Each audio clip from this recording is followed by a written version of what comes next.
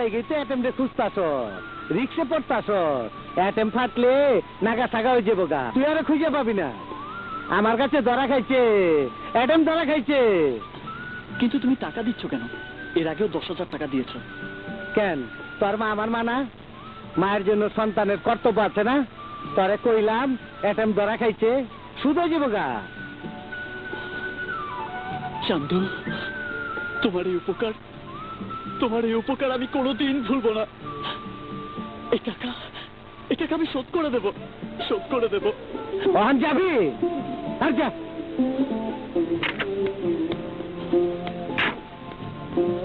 ভূগোলের গন্ধ শুঙ্গে অ্যাটেম্পটে চিনতে পারস না, আর তুই ক্রিকেটের ক্যাচ ধরবি?